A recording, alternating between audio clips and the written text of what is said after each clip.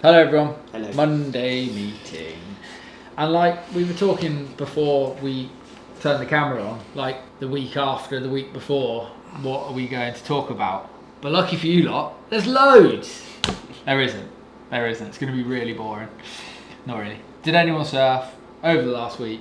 If so, where did they surf? What did they surf? I know the answer to one of them. You surfed at home. If you surf. When are we talking about? Well, the last week. Oh yeah, Post Board Masters. Yeah. I had a few. I said to Joan, I got my grovel on big time, like tail end of last week, Thursday, Friday. My spot, although it was me and a couple of the local teenage rippers there, sort of like sharing it, but plenty of ways to go around.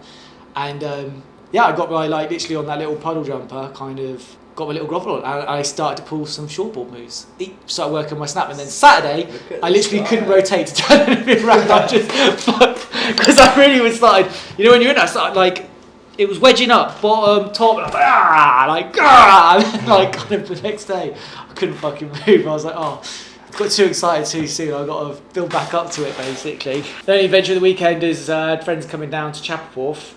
And I was like, oh, I'll paddle around, just get a bit of paddle training. So Nice weekend for it. yeah, although it was like offshore and the tide was going out, and what I thought was going to take me like 20 minutes took me nearly an hour of just like with my eyes closed the whole way because it was like horizontal kind of water coming. I was like, fucking hell. Yeah. So that Just was being at one with the ocean. Yeah, The realities of it. literally. Yeah. Well, I was just kind of couldn't see the waves, and the number of times I was like, just took a whole mouthful, but like swallowed it deep and just like Every time I've done a board paddle, that's the same thing. Yeah. It's like actually, it feels like such a good idea when you're setting off. it's only good the idea of it, and then just after you finished it. Yeah. Well, even then, like, fortunately the tide was going out, so I said to them, they were like all really impressed that I'd paddle around. I'm like, yeah. So they were like, you paddling back? And I was like, yeah, of course I am. Paddled around the headland, saw it was sandy, got outside, just picked the board and walked the rest of the way. But it was, that was it. It was a crazy weather there. It was like kind of warm, but like literally gale force, storm force winds. And I spoke to friends in the country and they were like, what? And I was like, nobody else seemed to have got it, so I think it just clipped us. Out in the ocean winds. Yeah, I literally. quite like it. I like it. I do. Strong Elemental, wind, innit? Yeah. I hate it. Well, I kind of do actually. Yeah. Like a day, it's like, yeah, cool, this is different. Like, whoa, it's windy but not cold. And then after that, it's just, wind is so annoying. It's just very impractical. We went crabbing, and I really quickly got bored of the wind factor at crabbing. It was like, I'm a good crabber. You're a crabber. I consider myself in the upper echelons. Like, if there's crabs out there, I'm fine with it. But if the wind's not going to play ball with me, then I can't unlock my full potential. I don't do it. You know, I just shit crabber always blames the weather, isn't it? I'm a fair weather crabber. Fair weather crabber. So I left it to the kids. So yeah, the wind was annoying, but it was really, really good surf for Axel, my youngest, who's quite scared of the water. So when we're home and we're getting footage, I've told you guys, but Jackson loves sitting with the pros or the good surfers going through clips. You know, it's like a surfing slang, and then when you're looking at the camera, looking at the clips that everyone got from the day. Oh, look at that turn, look at this turn, and that wipeout's funny. And Jackson really enjoys that. And then, meanwhile, I've never really noticed, but Axel's always on the periphery somewhere in the house when everyone's at our house. So Jackson said, "Oh, Dad, can we go over my clips from the other day? Because you know when we filmed at Watergate." Yes. And I'm like, yeah, and Axel went, have I got any clips? I said, well no, you haven't been surfing, dude, and you know, I haven't filmed you surfing. He's like, okay, right, we need to go surfing then. I need to get some clips too. Yes. So I'm like, alright, cool. So we went surfing and got him some clips. Oh. Yeah, he had one session that was high tide and a little bit too dumpy for him, so he decided not to get any clips that day. Where was that? Not the weekend, like Thursday, Friday? Friday, yeah, there was a little pulse at the end of the day. It was still tiny. Yeah, it was. He's that scared. Yeah. You know, he's very, very. Oh no, there was a good little pulse on there. Yeah, Jackson was out there on a finless. It wasn't, you know, still going full Ryan Birch. Yeah, but then either Saturday and Sunday or Saturday or Sunday, I can't remember. It's all blurred into one now because I chilled so much over the weekend. But he got a little, you know, this big kind of surf. Yeah. Got a couple of waves, and actually, can we put one of his clips in here? Yeah. Axel Lee, your clip now. Respect. Yeah, on his foamy. Mum took him out. Jackson went as well for a play. I didn't go surfing. I haven't been surfing since that little pulse whenever it was. Good day. Wednesday was my last day surfing. Yeah. Yeah, I'm very excited. Upstairs in the factory, got some freshies though. Nice. Yes. And the all new doofer. Nice. So I'm going to be ready for next I tell you where it's definitely going. France. To our trip. Yeah. Oh. I am going to get some footage out there on my doofer. Nice. And I'm very, very excited. Any surfing going down or just chilling? I had a little surf on the Friday, that pulse. It was like one of those sneaky forecasts that I thought a lot of other people would have read, but nobody turned up. Yeah, and it was, I don't know, waist to shoulder high. Fake. Beep. Yeah, just fun. Couple waves. Other than that, just chilling. Bought a fishing rod.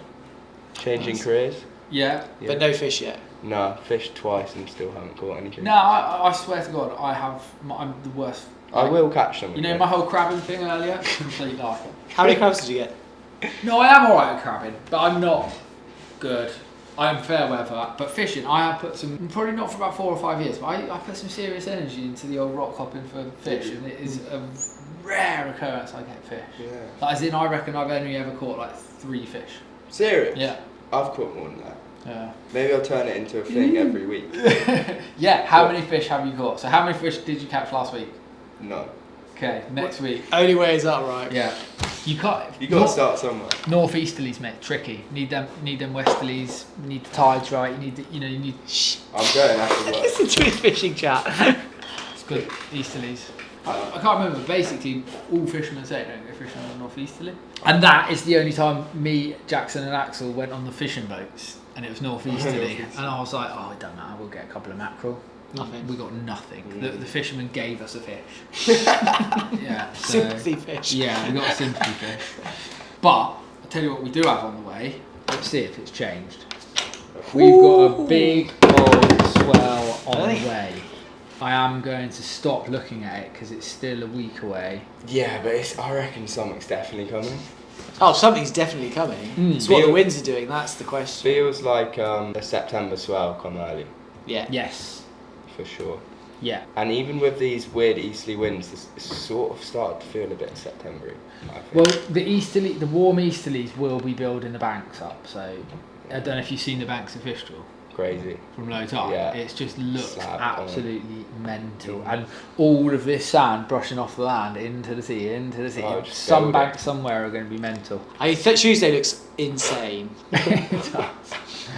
Tuesday morning. Probably be the Oh, I best. think Wednesday will be the better day, but like I think Tuesday just looks insane. I'm not sure where's going to hold it on Tuesday. It's Fistral, you big board. That's where I'm going. We Just- could go cribber. just the beach. Should we surf cribber? No, because right, I personally I get really scared when Fistral's massive and it's hollow. Yeah. But like, I weigh it up and I go, yeah, but look at the wave that I could get. So like, the scaredness is more excitement. Whereas Yeah. cribber, I'll be like, I might drown, and then all I'm going to do is take off. Oh my word, I've got a little hot take for this one. You know how I coated off all the commentators because you baited Yeah. me into it last week? How about this? What's the point in surfing big waves? Like, it's purely to tell everyone, oh, look at me. Nah, the feet, the I don't imagine the adrenaline. adrenaline, the rush of it must be pretty. I mean, but like cribber. Yeah, fair enough. Soft. I don't know, man. It's just like, it is gnarly. I'm not saying it's not gnarly. I'm saying that, like, is the juice worth the squeeze? When every time you ever see footage of someone surfing cribber, people, not necessarily me, I might be going over the falls, but people are getting barreled off their head. Yeah, at Oh, so Hotel Peak. because I reckon that the only reason I said that cribber was like that size. Would it be barreling, you think? Well, I don't know whether like I don't Neat know, tides. PT's going to hold that. Like I just know Is that it like neat? cribber would work. Yeah, it's Neeps, isn't it? We're just So coming off we just come off springs. springs. I Yeah. thought it's Neeps now. Neeps now. It's small now. Yeah, but it's Yeah. 2 week cycles, so it might be a really nice little. So it'll be mid. Perfect. Yeah. Oh my God. When tides, I've never you tried to swell surf an open and beach wind. at that size. I don't think I will be this time. I will be. You know where I'll be going, but Yeah, well, which is a really good shout, and I don't think that'd be easy either. I want to go somewhere else. Yeah, I want to get barreled. There's no way a swell Same. like that's coming to Cornwall, and I'm not going to try and get tubed. And that We're is- getting barreled. yes, we are, and we will film. We're going to do so. This, just in case you don't know what we're waffling on about, there is a massive swell heading to Cornwall, the first of the season. It's warm water. It looks like good winds at the moment if they hold, and it is a whomping proper ground swell. So we are going to take it upon ourselves for you just purely for you, we're going to surf all day and document it. We're going to do some super sessions. We're getting many good surfers as we can filmed, and we're going to do some really good corner super sessions over that swell period, just so you guys can watch the content, because that's the kind of guys we are. Yeah. Yeah, totally. I feel good about it. Men as a people, we are. Yeah. I mean, we work when it's flat, That's the point. and then we surf when it's pumping, and we film it so everyone can watch it. Keep your fingers crossed. And I don't think it's like a government ploy to make everyone excited and then let them It's down a at the bank last holiday minute. as well. Oh. Tuesday, isn't though? Monday. Yeah. But usually, if the swells are coming from the Caribbean, it comes with like a strong westerly, doesn't it? Comes with a warm, strong westerly, and it kind of blows it flat pretty quick. So hopefully, if the winds stay south, I mean, the Monday evening, 3 to 4 foot offshore with a 24-second period. That's when they'll start coming in. I don't know what that even means. It just means you got to wait like half a minute between each wave. Yeah, but and have you ever had it when like it'll be like it'll go flat, and then there'll be like a set that will just roll in. It'll be like it might not hold the bank. Well, hopefully, this is the thing. I do remember some solid swells where the wedges don't work. So there's not enough this is only 3 to 4 foot. So I reckon it's like it's the foreplay that comes first, basically. Yeah, There's other places in the UK where I know the charts because I like going to them. Yeah. Shout out Patience, by the way. a new magazine that is not on social media. It is only available in the flesh, and we have copies at the factory if you want to come and grab them, or they're at all your good local surf shops. It's £3 a copy. There is no adverts, and it's got some amazing photography in it. So check out Patience. Stoked to see that. Stories written by surfers, isn't it? Yeah, around the UK. so good. Yeah. I love it. If you go up there for their swells, if it says 3 to 5 foot, easily double or triple that depending on the wave period. So if it's like 12 seconds and it says 3 to 4 foot, you're going to get a scary barrel, not massive. Yeah. So 24 seconds. I don't know. It's going to be so like that's what I mean. The sets are going to be like proper, like full on. I reckon. We're going to get barreled. I'm getting the 6-3 out. I mean, I'm just going to stay on my BB round 6.6. That thing, I can't wait. I love that board. And I'm picking up a new board tomorrow that might be right for it. Oh. You can let us know on the Monday before we skive. We're going to try and do it Monday. Yeah, okay. Yeah, we should do because we'll, totally. the chart will look what it's going to look. I would say we were listening. Both Joan and I were listening to my rugby podcast this morning, and they've been going 11 years, every Monday, never missed a Monday. No way. Yeah, it's impressive. Wow. So that's our target. Are they up their viewer count to 800? I was saying, like, one of them started a YouTube channel and got over 100,000 followers in 6 months. So annoying. We should talk about rugby. We should, and cars. Rugby and cars and fishing. We're going to talk about fishing, rugby, we're going to talk about everything, so just jump on this channel. Like, comment, subscribe. Come on, let's build the profile. Right, so Swell's on the way. Will it happen? Will it be as good as it looks? Let's keep our fingers crossed. But regardless, there's going to be decent waves in Cornwall next week, and we are on the case with our boards and our cameras, just ready to go. A lot of froth.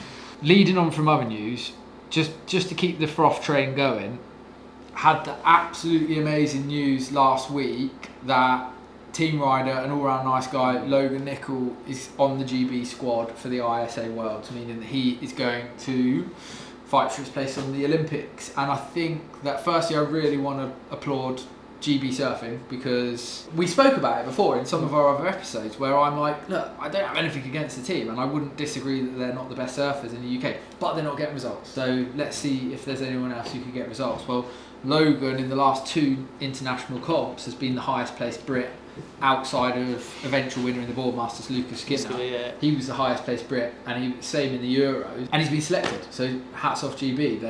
They're taking punts, and I'm so here for it. And Logan's like talking about boards, which think I should take. And I'm like, dude, we are doing a whole new quiver. There's no way we're passing up on this opportunity. I had it a couple of years ago where the whole GB squad. This is maybe 22, is it? I can't remember. I can't remember when this was, but Pat, Landon Dart, Stan and Tori all ordered boards off me, like not on a team thing, just, you know, I obviously didn't charge them loads of money, but they bought boards, and I didn't, my mind space wasn't in it, you know, like it was just like, oh, you know, what size and dimensions do you want? Bang, here you go. And they got on really well with the boards, and I realised how excited I was and emotionally attached I was when they were out there. You know what I mean? Yeah. Like, oh, I really wanted to do more of that. Did you feel that at the Board Masters last week? Like, did you feel the froth coming back like strong? 100% I did. I can see. I can't tell you how strongly I feel about it. It's not necessarily surfing, but if I see someone trying their hardest, I can't tell you how revved up that gets me. And if I see someone wanting to try their hardest but having blockers in the way, all I want to do is clear those blockers for them. You know what I mean? Yeah. I love that. I've never ever chosen team riders or thought about putting pressure on my team riders to get results. It's not how I work. I think surfing is more lifestyle based, and that's how you sell product. But like the competitor in me, it's so lit at Board Masters. I just want to see him do good. Logan's got the brunt of it because I'm like, nah, dude, we're doing a whole quiver. Him and Lily. Yeah, like, oh well, yeah, Lily got a chat. Yeah, literally. But I mean, everyone who knows me, who makes boards off me, that's what I'm like. Yeah. I'm passionate and I want to help you. And if I see something obvious, I'm going to tell you. You know, sometimes you're not going to be their best mate, are you? By saying something. Yeah, just keep it real. Yeah. Yeah. And I think that sometimes that's hard, but I wish everyone would just kept it real with me. Like if I had a bogey and no one told me, I'd be like, God damn it, how long have I had this bogey in my nose? Just tell me, like who cares? Or whatever it is, I'm shouting too loud, my breath smells, whatever it is, like just tell me and let me sort it out and I'd appreciate you, even if I'm pissed off with you at the time. Yeah. You know? And maybe the delivery could be better. But whatever, Logan has got it in the form of surfboards, which isn't a bad deal. Yeah. I have also sent him a couple of books to read, gave him a couple of pep talks on positive mindset, but you know, he knows he's got that's how you pay your dues.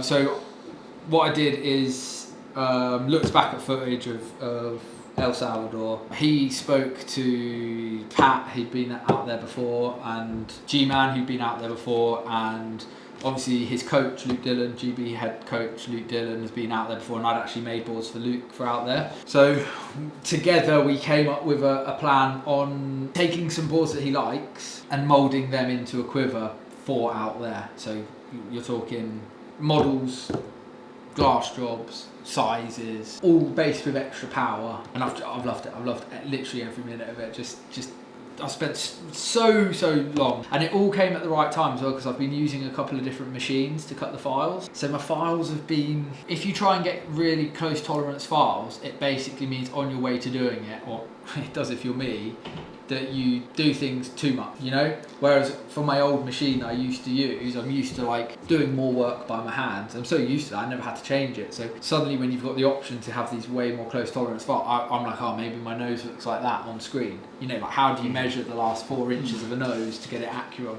on a cut? It's really hard. So I do it visually and it's too much, but it's all come at the right time where like I've got a really good understanding of the machine. Logan's been on some really nice boards that he's like. I've got previous experience with boards that have worked really well over there in their first draft, which is brilliant, and now I get to be like, hold my beer, like you're going to have the best boards out of anyone in that comp, and I just can't wait. So we've done him a small wave board. Very quickly, I thought Team GB were all given like JS or something like that. So is he allowed to pick his own boards? Yeah, I guess they all would have been allowed to pick their own boards. So, well, Logan isn't on the development squad. I think he might be after he gets the best result out there. Mm-hmm. And I'm not just saying that to be, I bet you he does really, really well. I don't want to put pressure on him, but I know that it's his time. He's had a couple of close calls and some nearlies, and he's had a couple of like missed opportunities that he should have had that he didn't have. So I think it will culminate in him giving this a really good go. But yeah, that's for the development squad as a whole that you're committed to for like a year. You could turn down the free boards, but you weren't allowed the money to buy other boards that you wanted. So it was a stupid deal, really stupid deal, because it just meant that you ended up with some surfers shying away from the team. It's annoying when like all the talk about their names, with Team GB when the like the track cyclists, like they were given their budgets, all of that money went into like UK developed bikes and tech basically kind of in it. Like it was a way of reinvesting into what we've got going on as well. Like so the idea of Team GB got a load of cash and they went and bought Australian boards is just like, it's a bit annoying, a bit disappointing, isn't it? They like, say local boards aren't world class or some shit. It's such a joke when it's someone you've been working with. Well, you've been surfing on world class boards for the last year, and where are your results at? I want to make boards for Team GB for sure. I want to do it, but I would, just like they're going to pragmatically approach how to make our surfers better for world competition, that is how I would do it with my boards. You're not just going to slap dimensions on my desk and tell me to make them. I'm going through everything. I'm coming training. I'm doing coaching. I'm doing it all because like I want to make. Maybe on that note, we won't be using. Yeah, but and they might not, which is stupid because what it shows to me is weakness. So patriotism can really be seen as negative, and it can be taken negatively. So easily. Ignorance and patriotism together, you know, it can spark all sorts of negative connotation. But really, if you think about what patriotism is trusting your brothers, trusting the people around you, being part of the team. Yeah, and what that does, I mean, if you say fight for £1 million or fight for your brother, what's going to bring the fight out of you, you know, and that gets more deeper seated confidence. So them working with shapers that they choose. I don't care if they're British, to be honest. If they've got a relationship with any shaper in the world, then use it, utilise it. I don't give a shit if it's a British shaper or if it's me or if it's whoever it is. But like utilise that, and then someone should be on that programme telling them how to utilise it from experience. Unfortunately, the GB squad doesn't have that experience. It's not leaning on those experiences, but it's doing pretty well for how new it is. And I know that there's lots going on behind the scenes to develop it further and to make the most out of these opportunities they've got.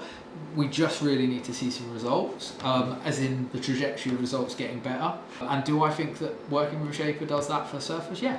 Show me a world champion who didn't doesn't have a super tight relationship with their shaper. Yeah, and show me a surfer who's fringe level. You know, they're all flitting between boards and they're all trying to pick up a deal and get the most money, and they're coming about it all wrong. They're always thinking, if I get that board, I'll be better. Well, let me tell you, I'll give loads of people the best surfboard in the world from a world champion, and it won't make them the world champion. So you've got to ask yourself, is the board making the world champion, or is the champion making the board? There's potential for you to not give a shaper the right information and them not be able to understand the information you're giving. Therefore, the relationship, a bit like a relationship, where you can't see it going anywhere. But when you truly put stuff in, and when someone's job to receive that information and turn it into something, that isn't magic. That isn't, oh, he's done it before so he can do it again, or she's done it before so she can do it again. That's like, it's kind of easy, in my opinion. There's only so far you can go once you know, like people like Luke Dillon, me and him have pissed about on the stupidest stuff for like a year on boards, writing off so many obvious things that other people that come into it, like Joe, he's not going to have to do that. Because I'm like, no, we tried that, you know, and then the amount of years that builds up. I think the only difference is that when you have scale of a more popular shaper, I think that you can get a good feeling quicker, but I still think a magic board comes from the relationship, and that's why Paizel wasn't the shaper he is now. John turned him into the shaper he is now. Does that make sense? Yeah. So like, he wasn't a big shaper, it was the relationship that made him the big shaper. Al Merrick, Kelly Slater, and I know Al Merrick had tons of team riders, but to me the global success that ended up getting sold to Burton for millions of pounds was because of the popularity through good models with Al and Kelly. There were some good ones, but Al and Kelly to me. Then you've got Johnny Cabianca. Gabriel Medina stuck with him. Yeah, stuck with Johnny Cabianca when Johnny Cabianca left Pukas. And whether or not Pukas bought both of them together, or whatever way you want to look at it, Gabriel Medina was clever enough to understand the staying with the money or going with the shaper, which one had the most value for his career, and he stayed with Johnny Cabianca, and they're still making boards today. And Johnny Cabianca is very, very well known and really well respected to having some amazing shapes because of the relationship he had. Look at the best British surfer currently at the moment. Lucas Skinner. Riding his dad's boards. Yeah. Now, I guarantee you 10 years ago Ben's shortboards weren't that good because he didn't have the experience. But he's happened to build the experience with a phenomenal talent. Now, look at the relationship. It's just bolster. So that's what you can have if you stick local and stick to relationships that are easier for you to have. Here's the other one as well that I think is really important, and I'm not just saying this to cover my arse, right? we've got a relationship, I make your boards, okay? Now, you want my boards to work.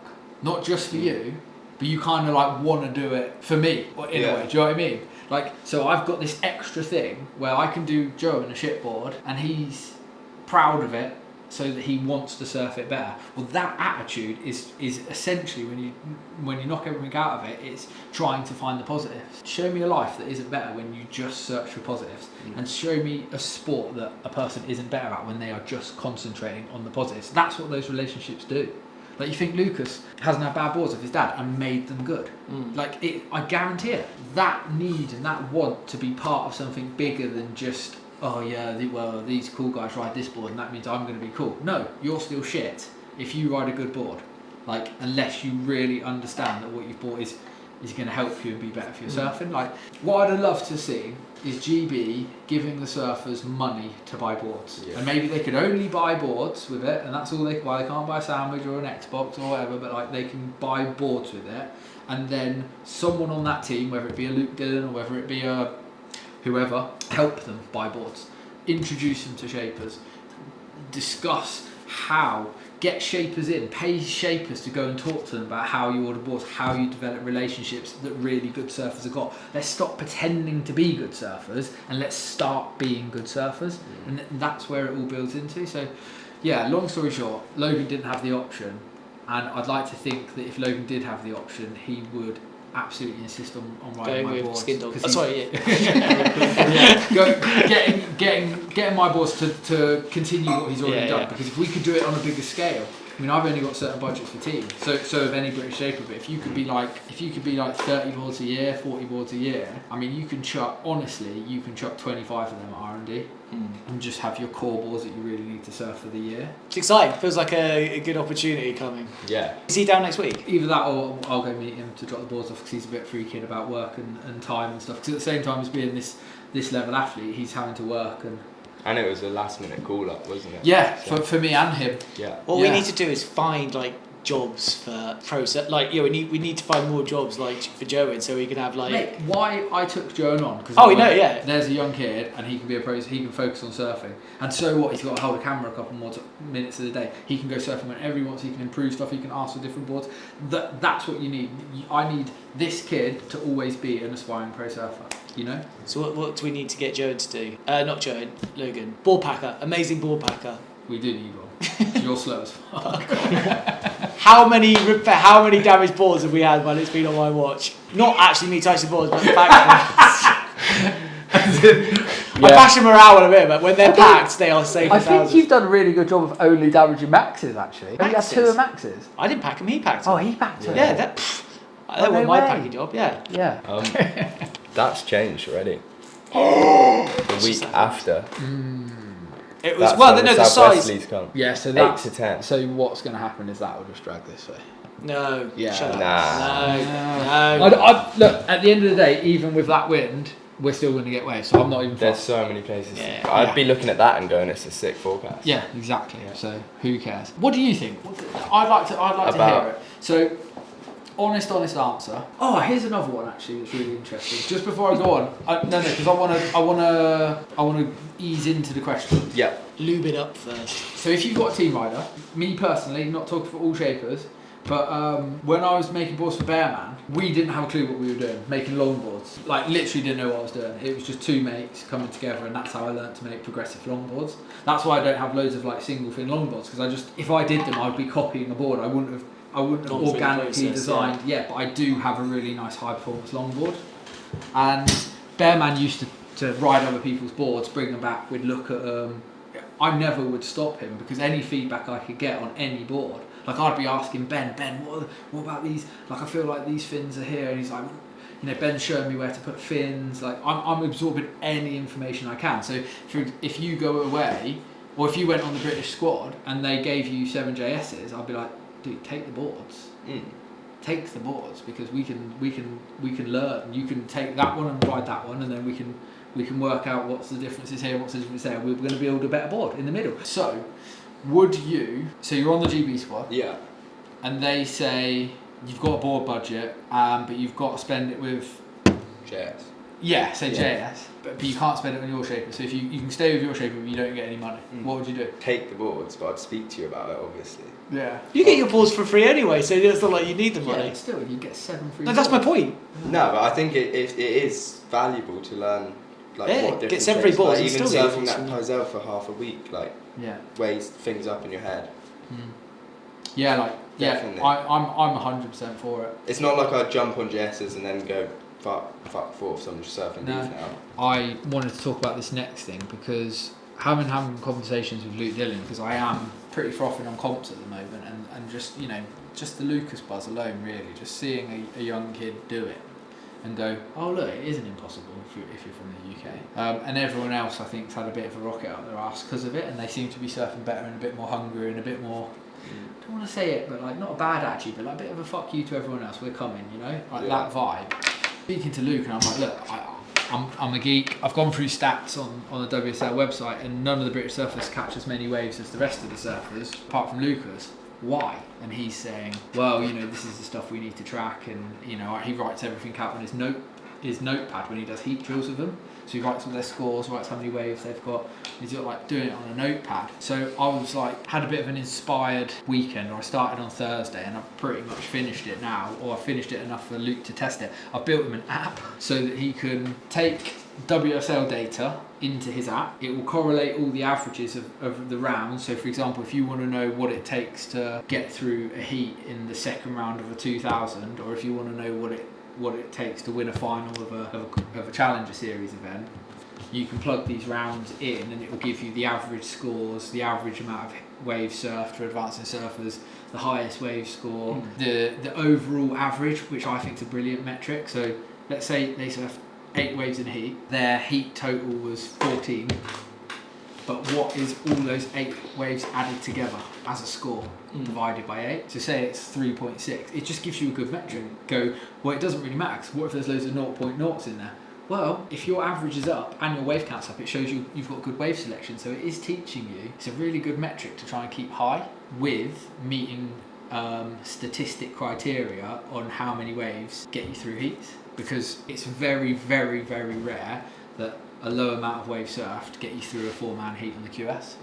What was the correlation on winner and wave surfed? Did the winner often surf the most waves, basically? Yeah. Advancing surfers surf more than non-advancing surfers. Yeah. Not true heat to heat, but statistically over a whole round. And then if you wanted to do statistics on English surfers versus the rest of them, we surf way Shocking. less. Yeah, shocking. And it's we all went out in the second round, well, maybe we should be looking at that. So this new app, Dills can run a heat. The data from the heat that he runs can be stored into individual surfer profiles that can then be compared, so that surfer knows that they've got to up their wave count 5% to have statistically better chances of getting through this round, or this round, and it keeps a track of it. So they know if they're going up or if they're going down. They know if they're consistently not surfing enough waves, or they're consistently surfing enough waves but they're not getting the average score. So they're making a couple of heats, but they need to be consistently making those heats.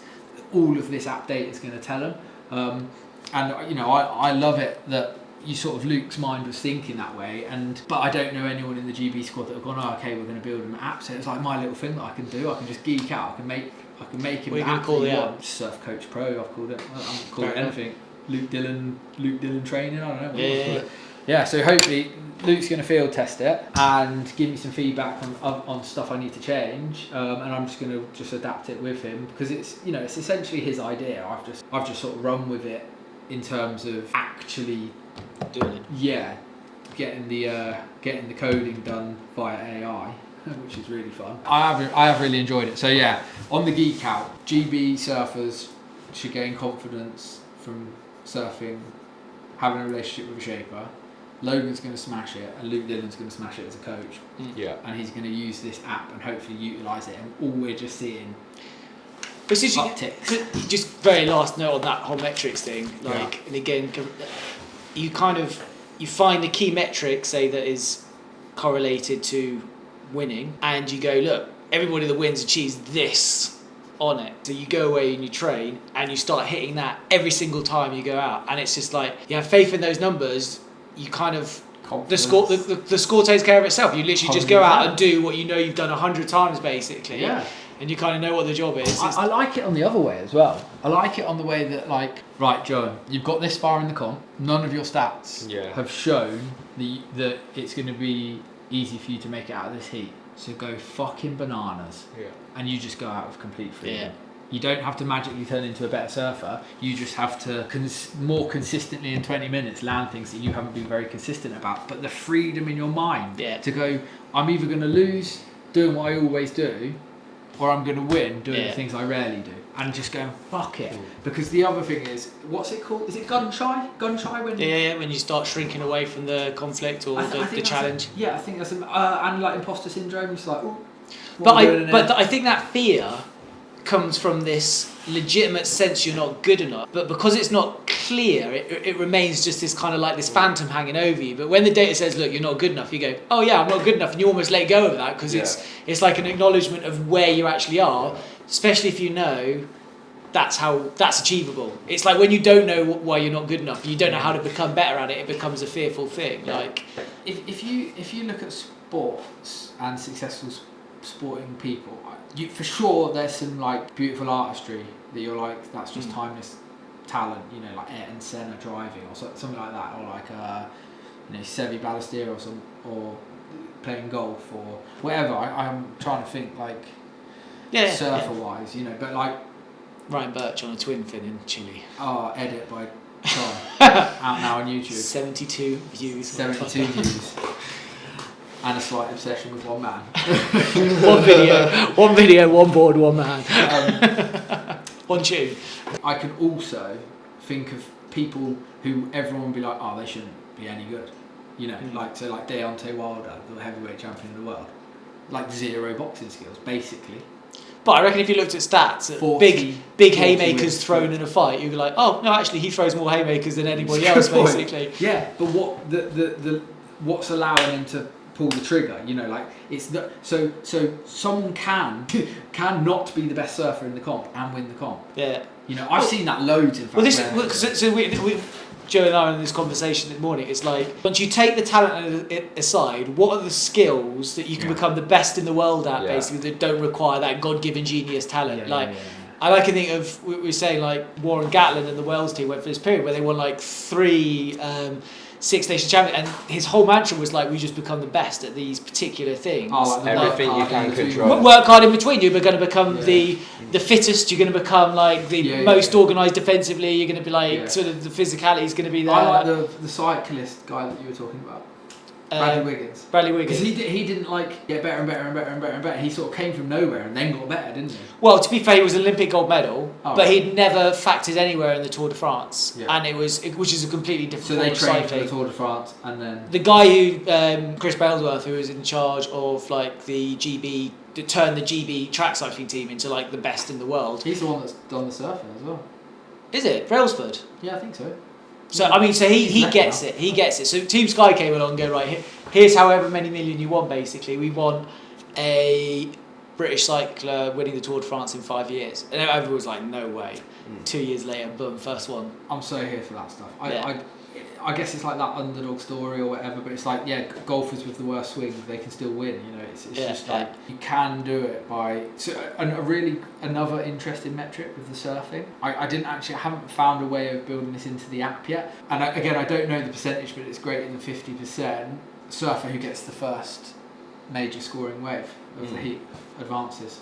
It's like 80%, something like that. I didn't do these. Do you feel the pressure if you see somebody else starting to go and you're chasing? No, but if you're the first one that gets a decent score, you definitely don't feel the pressure. Loosens you up. Yeah, because I've got one score, so I've got the whole rest of the heat now to get my one score, where these guys still have to get 2. Yeah. And then if you get another one, let's say it's a 3, you're like, well, sweet, I'm opened up now to just surf and better my score. It feels like a perfect storm coming together. We've got the rider, we've got the comp, the strategy. Logan's got the worlds, obviously, and we've got the app, and I'm gonna drill the app with deals so we. When is the worlds? The worlds is starting September 6th. 5th or 6th of September. So first heats will be in like 7th, 6th, 7th, 8th. I think it's like a 10-day contest as well. Oh, so long one. Yeah, That's it's a intense. slog. So many heats. Eli's got the first ever Pro Junior in Ireland, which is massive news for Irish Sick. surfing and European surfing and just everyone around here, because there's a That's Pro Junior in good waves. It's huge. It's gonna get a lot of attention. So Eli's in that, and also we've got a sort of collab newfound favourite boy Heath in there as well. Finn's in there. Lily's going over to France to do the QS in Pantin. Spain. Yeah, to do the QS, and then she's got the German nationals in she's France. done the whole QS circuit this year. I don't know if she did the first one, did she? Did she do Lacanau? Yeah. Yeah, sick. So she's given it a really good go. And after our chat the other day, I've sort of gone away and said, do a programme, do this stuff, you'll get better results. So hopefully she goes away and works on that. But she's only young. And then we've got the big lad, Johan, in the nationals. Come on. And somebody else in the nationals. I'm going to do the nationals. Why not? Yeah. I'm going to do the Masters.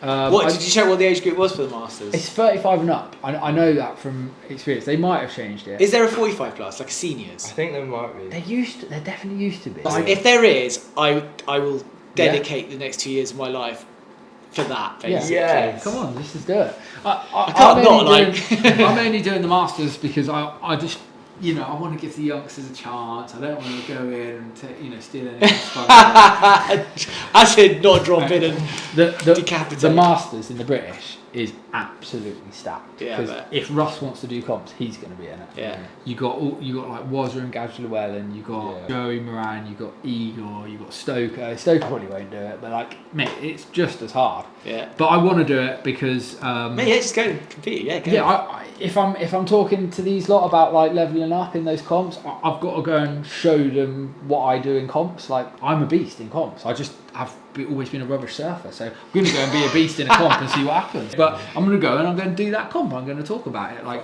see how hard it is, see what I learned, see if I doubt I'll make a heat, but I'm definitely going to give it a go.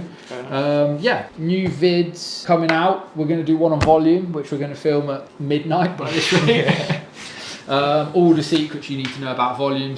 People ask me all the time about board volume, so I'm breaking down where it is, what it is, how to utilise it, and that's going to be out. When will that be out? End of this week? Hopefully. Maybe Sunday? Yeah. We'll see. Yeah, let's go for that. Obviously, Patience, wanted to plug it again. Epic little throwback magazine, ad-free. Can't find it on socials because it's not on there. It's all about picking it up and reading it. And we've got some in the factory or available at all the good surf shops. And what's going online this week? Have you got a little magic treat for us? Not a little one, a big old. No, not that big old, but 5 minutes later. What would you do? Would you stay with me or would you go with JS? I'll go with JS. That wasn't the question. No, I know. I was trying to dangle it to think if they gave you an ultimatum, like you've got to leave your shaper. Oh, I obviously wouldn't. Wouldn't you? Okay, what about if No. they said, leave your shaper and come on the GB squad, or don't leave your shaper but then you're not allowed on the GB squad?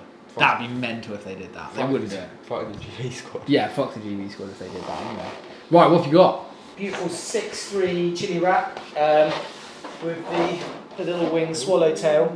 I mean, the chili jam, as we were looking at our traffic the other day, gets a lot of attention just because it's a really easy surfing rippable that the pros can love. But actually, chili wrap quietly goes around this business. It's probably one of our best-selling boards. So with the big push that we've had on the chili jam, people buying the chili jam, everyone who's buying the chili jam that's wanted a little bit more ease have gone for the chili wrap. So you've ended up with it's getting a boost by the chili jam. But it's it makes sense for more people probably. It is. It's got that swallowtail which gives it awesome versatility throughout a range of waves.